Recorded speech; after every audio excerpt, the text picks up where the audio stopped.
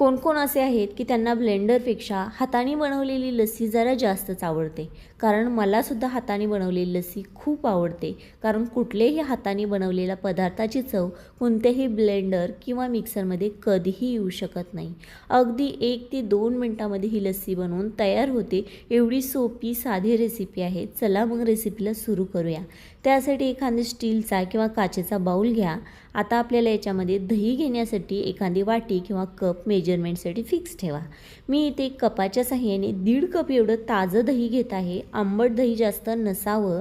ज्या वाटीने किंवा ज्या कपाने तुम्ही दही घेचाल त्याच कपाने आपल्याला अर्धी वाटी फ्रीजमधलं थंड पाणी घालायचं आहे. आता इथे तुम्ही आईस क्यूब घालू शकता. नसेल तर तुम्हाला फ्रीजमध्ये ठेवलेलं थंड दूध अर्धी वाटी घातलं तरीसुद्धा चालेल. अर्धी वाटी साखर घालायची आहे. आता इथे साखरेऐवजी पिठी साखर घातली तरीसुद्धा चालेल.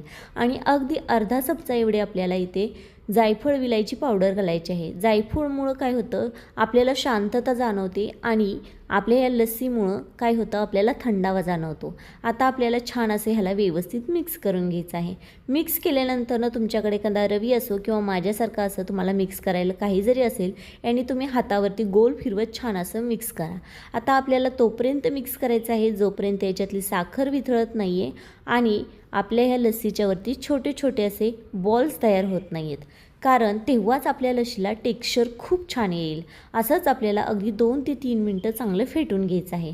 जसजसं तुम्ही या लस्सीला फेटत जाचाल ना, अगदी तसं याच्यावरती असं छोटं छोटं बॉल्स येत जातील. अगदी मी तुम्हाला इथे दाखवलं तसं 2 मिनटात परफेक्ट लस्सी बनवून तयार होती. एक काचेचा ग्लास घ्यायचा आणि दाटसर अशी ही लस्सी सर्व करायची.